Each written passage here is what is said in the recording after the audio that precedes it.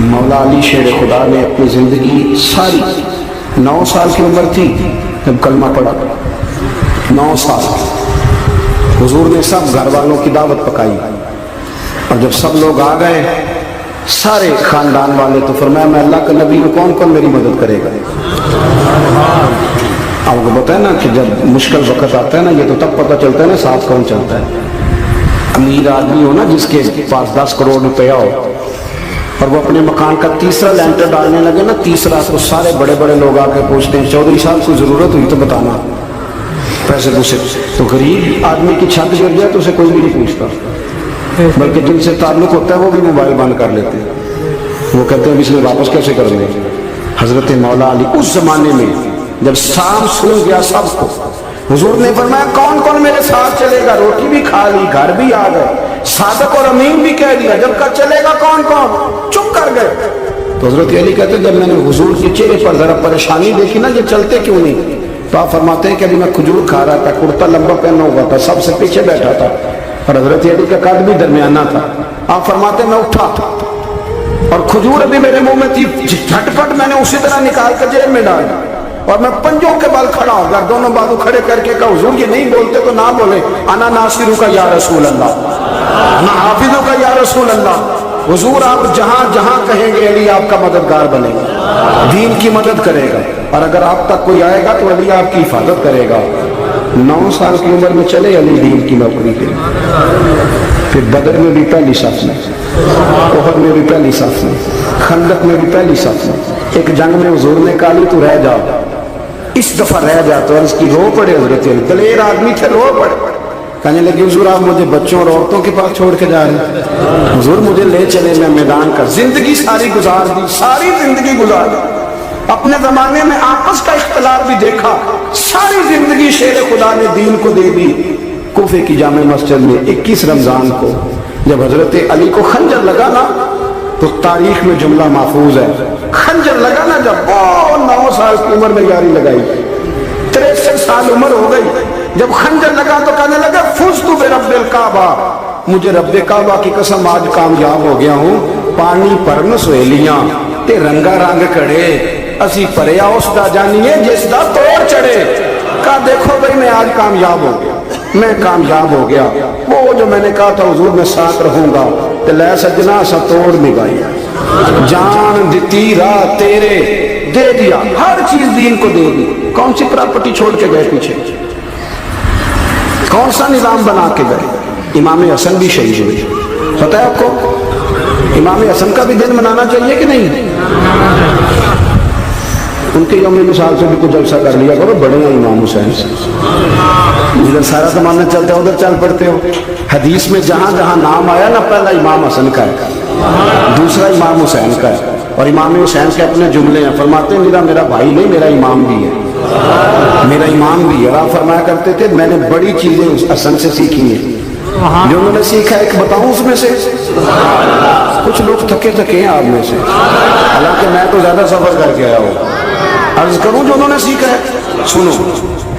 امام حسین خود بتاتے ہیں، فرماتے ہیں کہ اب میرے بھائی نا امام حسن اپنی ایک بیوی کو طلاق دینا چاہتے ہیں، اختلاف شدید ہو گیا، بعد طلاق تک آ گئے. مجھے پتہ چلا تو میں پہنچا، میں نے کہا بھائی جان کیا اختلاف ہے بھابھی سے؟ سنا طلاق دینے لگے. فرمایا ہاں طلاق دے دیا. چلی گئی لے کے. پھر میں بتائیں غلطی کیا کیوں دے رہے؟ تو امام حسن فرمانے لگے حسین آپ نے قرآن نہیں پڑھا؟ میں نے کہا جی پڑھا ہے، بتائیں. کہنے لگے اللہ فرماتا ہے ہن لباس لکم وانتم لباس لہن، مرد عورتوں کا لباس ہے، عورتیں مردوں کا لباس ہے. فرمایا میری بیوی میں کوئی کمزوری ہوگی تو میں پردہ ڈالوں گا کہ دنیا کو بتاؤں گا؟ امام حسین کہتے میں نے اٹھ کے بھائی کا ہاتھ چوما. میں نے کہا آیت میں نے پہلے بھی پڑھی تھی، تفسیر آج سمجھ میں آئی ہے، تفسیر آج سمجھ میں آئی ہے، میرے بڑے بھائی نے سمجھائی ہے، سمجھ میں آئی.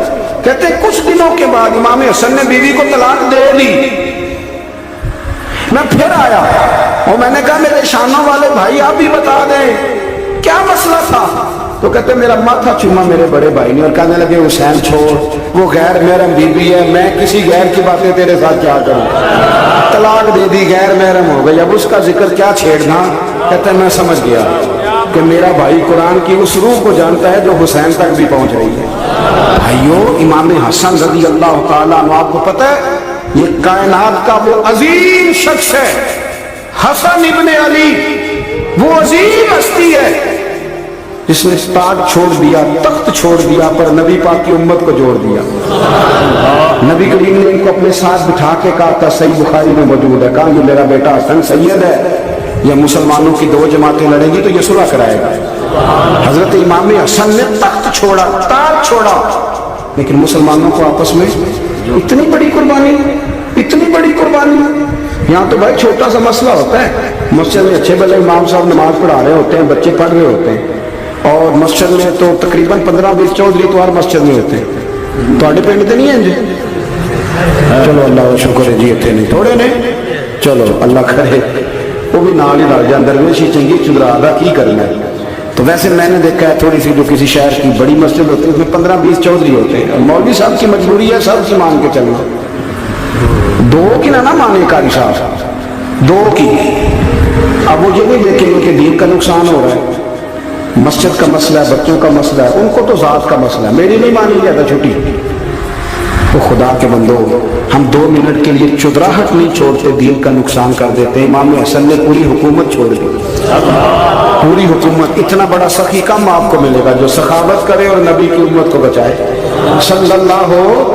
یہ بات بیان نہیں ہوتی، اکثر نہیں ہوتی، شاید پورے کربلا میں آپ نے نہ سنی ہو، اللہ ماشاءاللہ۔ اس کو سمجھیں امام حسن۔ اور پھر مزے کی بات، امام حسن بھی شہید، انہوں نے زہر دیا گیا، اور جب وہ شدید بیمار ہو گئے نا، زہر اثر کر گیا، تو امام حسین آئے، بڑے پریشان ہوئے، رو پڑے، کہنے لگے بھائی مجھے بتاؤ کس نے زہر دیا؟ تو امام حسن کہنے لگے حسین مجھے شک ہے ایک شخص پر، لیکن شک ہے بھائی، اگر صرف شک ہے تو میں کسی بے گناہ کو بدنام کیسے کر دوں، تمہیں کیسے نام بتا دوں؟ یہ نامعلوم پرچے کراتے نہیں ہم روز نامعلوم پرچے، جس پہ دشمنی ہے اس کا نام لکھا دو، ختم ہو گئی بات۔ امام حسن کی تربیت ہے، فرمانے لگے جس پر مجھے شک ہے اس کا نام بتا دوں، تو اگر وہ نہیں تو بے گناہ کا ذکر کیسے کر دوں؟ تو امام حسین فرمانے لگے بھائی جان اگر وہی ہوا تو آپ فرمانے لگے وہی ہوا نا تو حسین پھر بھی تو چھوڑ دے، میں نے رب کے سپرد کر دیا، اللہ بہترین انتقام لینے والا ہے۔ اللہ اتنا بڑا حوصلہ سیدہ کے بیٹے کا، شیر کے بیٹے کا، شیروں جیسا کلیجہ، اتنا دل دریا سمندروں ڈونگے، کون دلاں دیا جانے۔ او بھائی تھوڑا حوصلہ کر، جتن تے ہر کوئی کھیڈے، تو ہارن کھیڈ فقیرہ، اور جتن دا مل کوڈی پیندی، ہارن دا مل ہیرا۔ اور کہیں بیٹھ بھی تو ہو نا، کہیں تو درگزر بھی تو کرنا کہ ہر جگہ چھا کے رہنا ہے، ہر جگہ چھا کے رہنا ہے۔ میرے ایک سنگی ہیں، آپ کو پتہ یہ جو سٹیج پہ بیٹھنے والے لوگ ہوتے ہیں نا، یہاں تو اچھے اچھے لوگ بیٹھے ہیں، میری طرح کے بھی لوگ، جو سٹیج پہ بیٹھنے کا عادی ہو جاتا ہے وہ نیچے بیچارہ بیٹھ بھی نہیں سکتا، کوئی مسئلہ ہو جاتا ہے۔ میں اکثر کہتا ہوں کہ کبھی نیچے بیٹھ کے تو دیکھو کیا حرج ہوتا ہے۔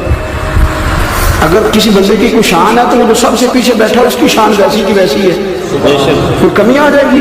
کچھ بھی نہیں۔ مجھے ذاتی طور پر دیانتداری سے کہتا ہوں، مسجد میں بیٹھا ہوں، جب میرے آنے پہ لوگ نعرے لگاتے ہیں مجھے تکلیف ہوتی ہے، میں کہتا ہوں یار نبی پاک کی نعت چل رہی تھی، اس کا ادب زیادہ ہے یا اجمل قادری کا ادب زیادہ ہے؟ چھوڑیں آپ، جو آیا ہے وہ آیا، وہ بیٹھ جائے گا، ختم ہوگی بات۔ اور ویسے بھی جو لوگ جلسوں کے لیے محنت کرتے ہیں نا، بشارے اشتہار لگاتے ہیں، مسجد کی صفائی کرتے ہیں، جو لنگر پکاتے ہیں، وہ تو اسٹیج پہ آتے نہیں ہیں، حالانکہ زیادہ ثواب تو ان کو ملتا ہے، وہ تو پیچھے چھپے ہوتے ہیں۔ میں کئی دفعہ مجھے پتہ چل گیا نا اس کارکن نے زیادہ کام کیا اس جلسے کے لیے، تو میں اس کے کان میں کہتا ہوں میرے لیے بھی دعا کریں، اس لیے کہ تو نے محنت کی ہے، تیرا اجر اور ہے۔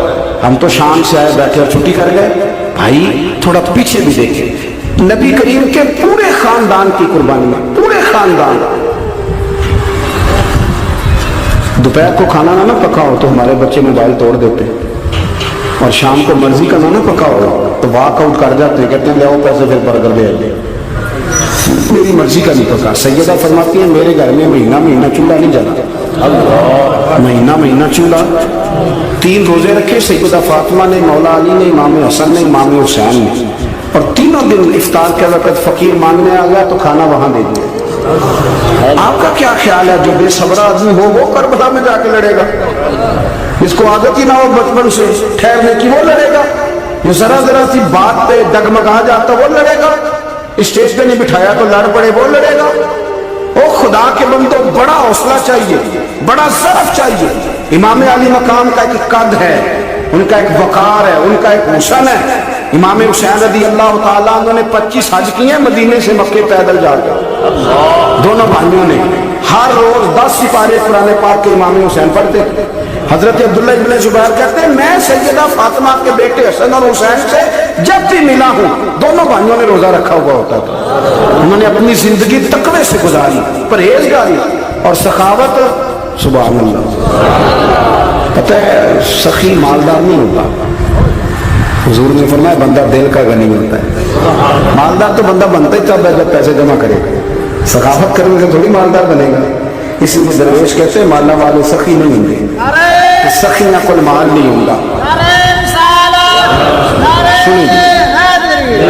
सुनिए, बहुत बड़ी सखावत की अपनी जिंदगी में, सारी जिंदगी सखावत में गुजार दी, सारी जिंदगी। इमाम हसन ने भी, इमाम हुसैन ने जो आया दे दिया, जो आया दे दिया।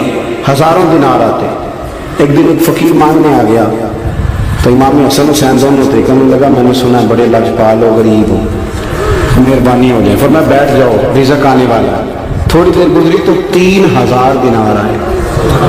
वैसे मेरे को 3 लाख रुपया होते मसीते कितने देने चाहिए? मैं अपना तो पूछना, तो तो पूछिए ही नहीं, मैं मशवरा पे लेना। 3 लाख जो मेरे को होते मसीते कितने देने चाहिए? तुम जाहिर है उनको बयानदारी वाला मशवरा ही देना है ना, जिन करना जिम्मे दसना देना। कितना? 1000 है? मैं कभी कभी प्यार से बात सुनाता हूँ। एक संगी मेरे पास आया, कहने लगा सब दुआ करो अल्लाह मैंने पैसे दे, मैं उधर राज देंगा। मैं कहा अल्लाह ने 10 करोड़ दे, 9.5 करोड़ तेरे राज दे छड़ेगा। वो भी हसी आई है जिम्मे तुम हसे हो ना। आमीन नहीं जुआ की, या चुप कर गया या कूड़न लग गया। और मैं क्या करमा लिया आमीन ते आ, तेन तो 50 लाख फिर भी क्या बचता सी। लेकिन असी दुआवां भी 9.5 करोड़ देने लिए तैयार, नाराज ना होना, दुआवां भी तैयार नहीं, मिजाज ही नहीं, तबीयत ही नहीं। सैयदा फातिमा ज़हरा के पास 40 ऊँट खड़े थे। एक बीबी आई, वो कहने लगी अम्मा जी ये जो ऊँट खड़े हैं ये मेरे हैं, अब बताएं मैं अल्लाह के रास्ते में दूं तो कितने दूं? सैयदा फातिमा कहने लगी एक बकरी दे दे। तो कहने लगी हुजूर अगर आपके पास 40 होते तो आप कितने देती? सैयदा फरमाने लगी मैं सारे के सारे दे देती। तेरे लिए मसला और है, मेरे लिए फतवा और है, सारे दे दे। 3000 दिनार आए इमाम हसन और हुसैन के पास। फकीर बैठा है, फकीर कहता मेरे दिल में ख्याल था कि 5-10 दे दे तो मेरी मौत बन जाएगी, पर मुझे नहीं पता था कि इतने सखी गिराने के पास आया। 5-10 दे दे तो मौत बन गई। कहते इमाम हसन ने 3000 दिनार मेरी हथेली पे रखे और मेरा माथा चूम के कहने लगे यार मेरा तो ख्याल था कि तेरे इंतजार पर तुझे कुछ मिलेगा, पर ये रख ले, मुझे पता होता कि तुझे इतना मिलना है तो मैं तुझे इंतजार न कराता।